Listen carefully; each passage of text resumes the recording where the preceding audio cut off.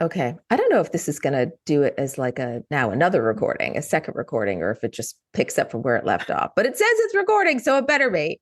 Fingers crossed. I know. Decompress after our vent sesh. I know, because I'm like, that's how we should start everything as a vent sesh. We get it off our chest, and then we're like, okay, hello everyone. welcome to publishing. Where venting is necessary. Yeah. I'm Jeannie Veillette Bowerman. And I'm Ciara Duggan. And you are listening to The Story Will Save You.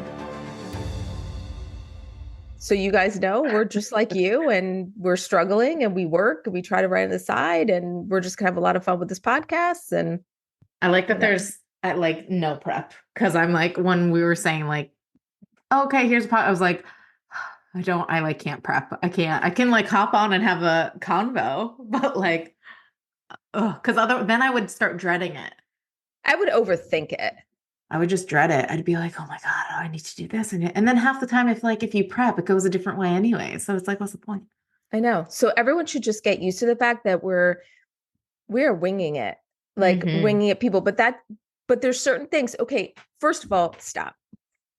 Welcome to The Story Will Save You. So I think we all have an idea of how this podcast is going to go. So I want to have the honor of introducing our listeners to Ciara Duggan. Is it Duggan or Duggan? Duggan. Duggan. See, that's how well I know Ciara. We're doing well. We're off to a good start. Although my neighbors growing up were the Duggans, so we got each other's mail all the time. Fun fact. Oh, that's interesting. It's not, but that's okay. I grew up in the country, so I didn't really have a lot of neighbors. We had some pigs. They're neighbors. It's fine. Yeah. And they were delicious. Oh. Oh God. Sorry. Okay, new subject. We're going back to Ciara. Ciara and I worked together at Book Pipeline, and I really absolutely love working with Ciara. And I just want everybody to know how great she is. And so we're having this podcast. So it's the two of us. And some of you guys may know me from Reckless Creators podcast. I don't want to talk about me. I want to talk about Ciara. We'll get to you, Jeannie. We'll get to me. So Ciara is also a mom of an adorable kid, but I'll let you tell him. So Ciara, I'm curious to know, because I always want to know what got people into writing. Like, you hear all these people say, oh, I always knew I wanted to be a writer since I was 4 years old. I don't buy that shit, but okay. Well, tell us your story. That was definitely not me. I don't know even how to explain it. Growing up, I loved reading. I loved watching movies. English and reading and all that were like my favorite subjects in school. But for some reason, it never clicked with me that like being a writer was something you could do. I don't know why. It was just like something other people did, but like never something that clicked that, oh, that's something you could do. So I hate to say it, but I think it was when I was an undergrad, I read a book and I loved the story, but the writing was terrible. I'm not going to say what book it was because I still really admire the author. Not that she will probably be listening to this, but anyways, I was like, the writing is really not good. And I was like, but I love the story. And I feel like if this got published and sold millions of copies, then like, maybe this is something I could do.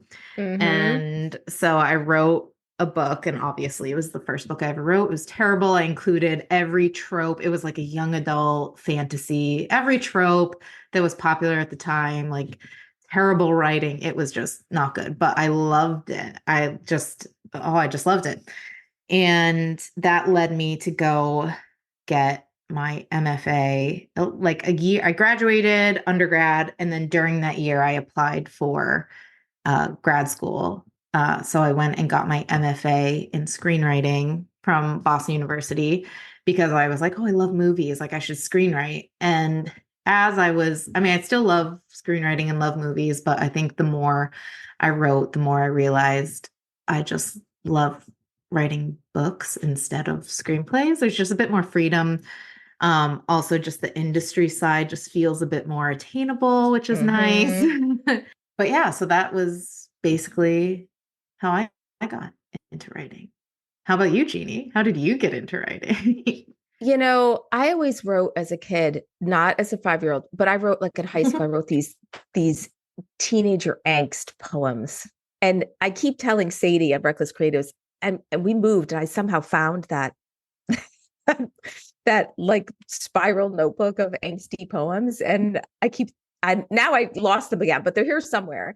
And one of these days on Reckless Creatives, I'm going to read one of my angsty poems. Oh my God. Terrible.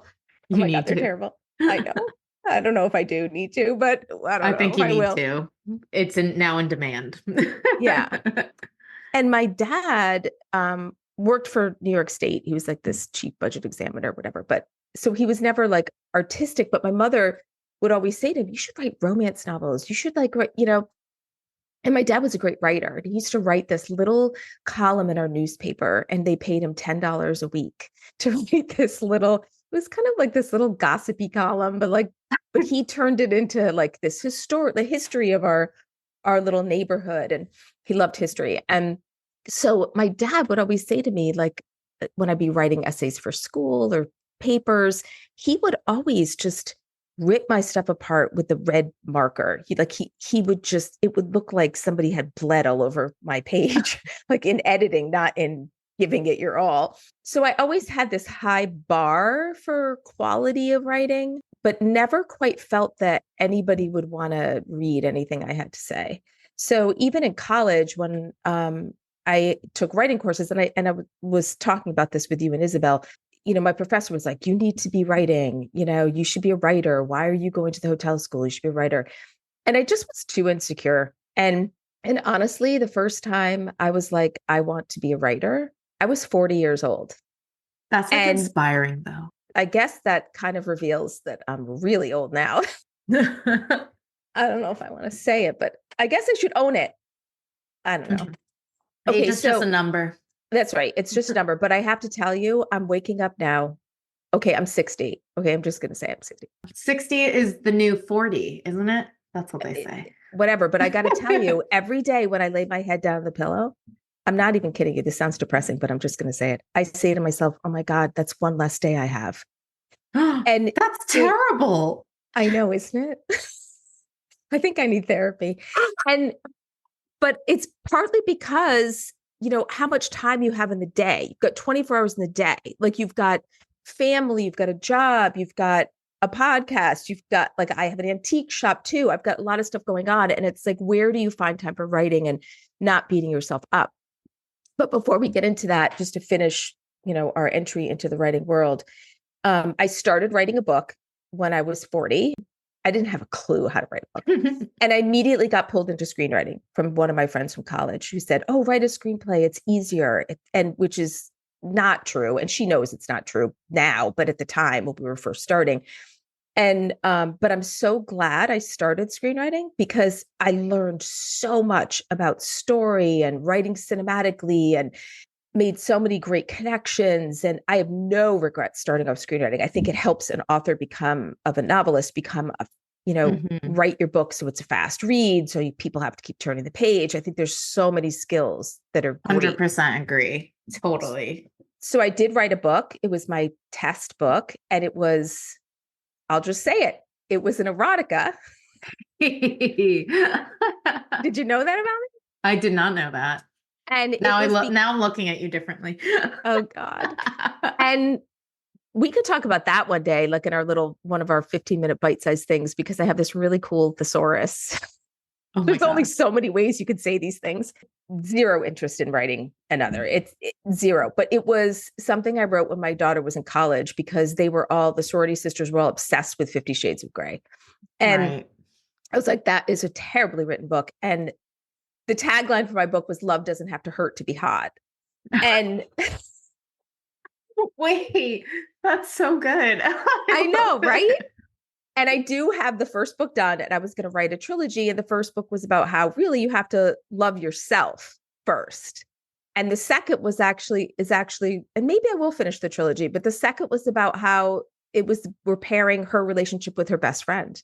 The third was then her trying to get the guy she should be with back. I like it. I think you should keep going with it. Yeah. And I'll read it. And I think I might phase out all the heavy sex a little bit as I go along. Tame it down a little. Tame it down a little bit. And I could actually take the first book and just turned it into less sexy and more romance. You could have two versions. You can release the regular romance version, and then after it gets huge, you're like, no, here's the X-rated version. Here's the dirty version. Enjoy. It leaves little to the imagination. God. So that's how what the benefit of doing that was, just to see if I liked writing a novel, and I loved it. Loved it. So goodbye screenwriting. I am now much more interested in writing novels, and now I'm working on an historical fiction novel. So amazing. Working on, in quotes, which brings us to juggling writing and life, which is really what we wanted to talk about. So normally our episodes are going to be like 15, 20 minutes, unless we're doing an interview. But this one, since it's our introductory, might be a little bit longer because you need to know who the hell we are. Yes. I guess that's important. And we're fun. So subscribe. Keep telling them that we are fun. I swear. We are fun. I promise. We don't know what the hell we're doing, but we're fun. What I also think is great is we come from two different perspectives of life. You are with a young kid. My kids are older. One is married. None of them live with me. So I think it's really good because we'll have two different perspectives.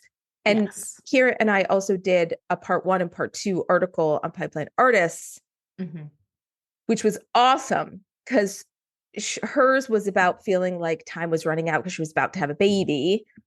And mine was about feeling like time was running out because I'm going to die. It's just so morbid. It gets more and more morbid. I think we both need therapy. Well, we should have my daughter on as a guest once because she's a therapist. That would be lovely. Doesn't it explain so much that I birthed a therapist? Oh, well, that means she's probably processing very healthfully all the damage you've done to her. Yeah. That's probably why she had to become a therapist to get over it. Well, that's every single day with Finn. I'm like, oh, I'm damaging you right now, aren't I? Like, this is going to lead to therapy. You won't even know why, but it will. Can you talk a little bit about how you juggle everything and how you handle the disappointment on the days months, years that you can't write? Sure. More fun. So I'm very lucky. My son is 14 months now, nearly 15 months. And when I first had him, it was like a shock to the system because for some reason I was like, oh, I'll just take a month off and then I'll get back to it and it's fine and no big deal. But it was a very big deal and it was a big shock to the system. And thankfully my husband was able to take a little bit more time off work because I did end up going back to work after 1 month, which even my gynecologist was like, do you think that was a good idea? So no, it was not a good idea, but I did it anyways. Yeah, out of full transparency, I was diagnosed with postpartum depression because it was just a lot to handle. Went on meds for it, no shame. And they were really helpful. No shame, really helpful. I'm off them now. So that's an interesting adjustment, but it's another podcast. Yeah. But basically, once my husband went back to work, I had to kind of figure out, all right, I'm taking care of this child while also trying to work. First of all, I'm very thankful I'm in a position where I can work from home and take care of him without having to put him in daycare because daycare is insanely expensive. And so grateful that I'm actually in a position where I can do this. And Book Pipeline also is just very understanding and very flexible, which is lovely. But so I'm also learned that I was very lucky that he's a very good napper. And so for the first few months, I was able to basically during his naps, just charge ahead and get all my work done. I've also become so much more efficient knowing that this is the time I have and this is what you have to get done. And that's that. And if it doesn't get done, there's definitely that inner voice of wow, this sucks. I'm terrible. How am I ever going to be a working human again, let alone, and this is all just work. This is not writing. Right. I only just started writing probably 3 weeks ago. So, but yeah. And then as he got older, he became a better independent player. So I was able to work while he was playing by himself in his corner with his cute little books and all that stuff. So how do you squeeze in writing now? You said 3 weeks ago you figured out now I can start to write. So where do you put that Right. time in your day?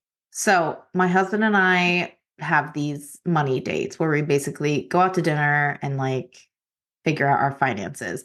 Oh, that And sounds horrible.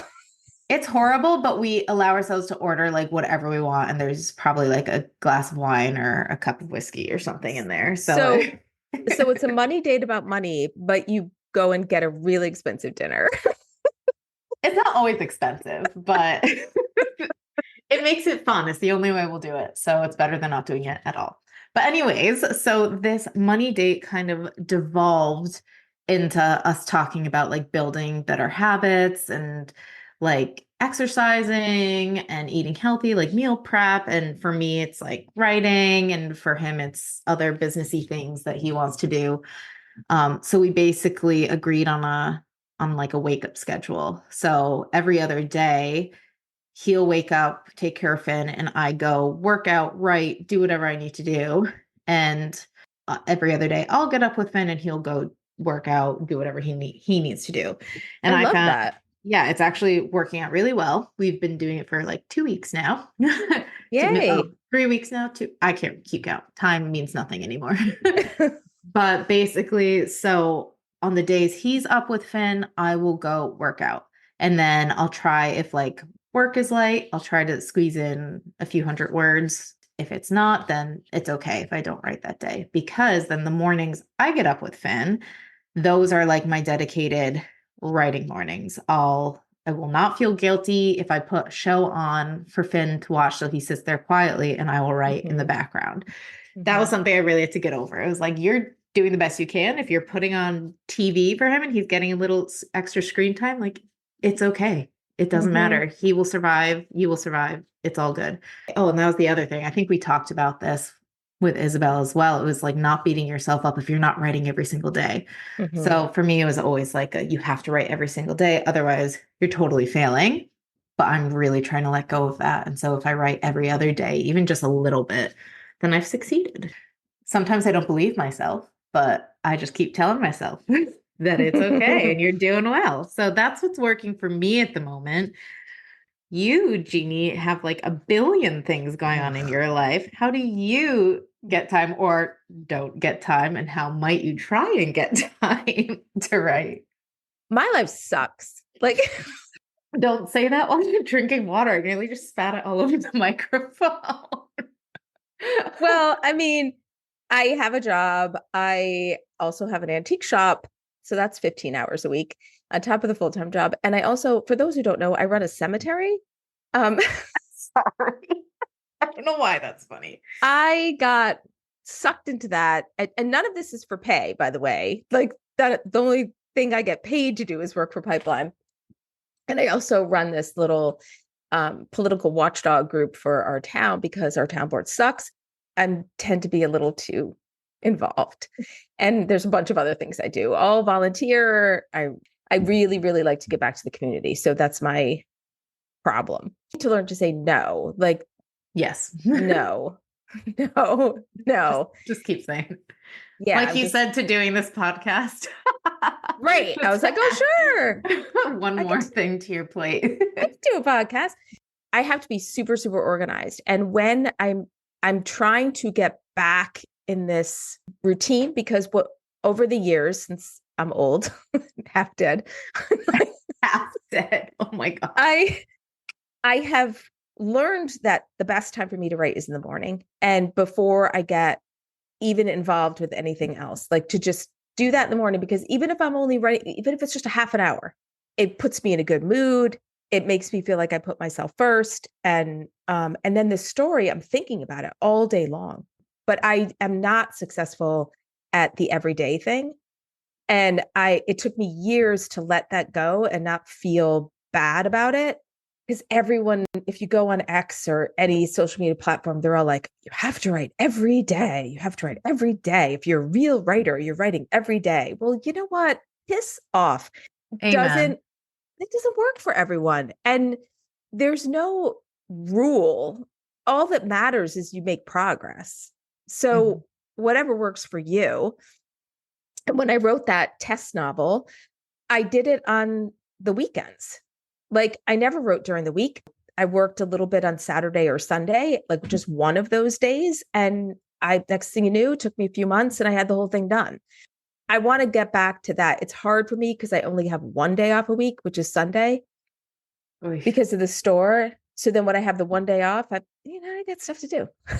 And we're renovating. You also have life to live. Like you want to do fun things and like not everything needs to be work all the time. I know. I think the thing that I have to work on is not feeling like I have to clear my whole slate. Like I like to, before I even get out of bed, I'm opening my emails to see what's waiting for me. I think it's a bad thing though. I think I should just, if anyone is listening and you have some tips about how to just jump right into writing, like there's a group on Twitter, the 5 a.m. Writers Club. Oh, I know. Maybe I need to put a tweet out. Well, I guess you don't call them tweets anymore, a post out and hashtag them and say, how do you wake up and start writing and not look at your emails first, not look at anything first, just dive right in. That's a me problem. I'm the exact same way though. Like I'm trying to write my new book off my laptop, which has absolutely no work things on it.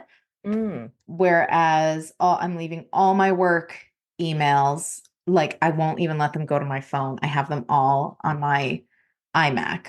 So that's how I've kind of avoided that. I'm like, okay, you're like this laptop. I mean, and not everyone has the luxury of having a laptop and a desktop. So I fully understand that. But for me, it's been so helpful being like, this laptop is for writing. If I open it, there are no emails there. I've actually heard of people doing that before. Like they have like a little, like a cheap, like they go buy like a cheap little word processor kind of thing, like a Chromebook or. Yeah. I mean, we're doing historical stuff. I do like to always be able to access the internet so I can go quickly look something up. But I like that idea. Yeah. I mean, granted, I've only been doing it for 3 weeks. So we'll see if it stays that way. But so far, so good. I'm way too connected. I need to not be so connected. So Finn did wake up. I don't know if you heard him screaming in the background, but he seems content playing with his socks at the moment. So you know what? I like this idea. So when we record our podcasts, when Finn starts screaming, that's our heart out. Oh, the baby's up. The podcast should be just called The Baby's Up. The Baby's Up. Hopefully some of the stuff that we talked about how we write and what our process is or what our process isn't, has been helpful to you. And when you go to bed tonight, try not to think about how you have one less day to live. You should turn it on its head and be like, I just had a wonderful day of my life. Not that like that's one day over. Be like, I just lived that day to the fullest. I don't know. But did I? But did I? The Story Will Save You is a Pipeline Artists original podcast. Like, subscribe, and follow us on social media at Pipeline Artists and at Book Pipeline. For more information, visit pipelineartist.com and bookpipeline.com, where we have contests for unpublished manuscripts as well as for published books that would make great adaptations for either film or television. Learn more about our efforts to help writers find publishing success on bookpipeline.com. Until next time, let the story save you.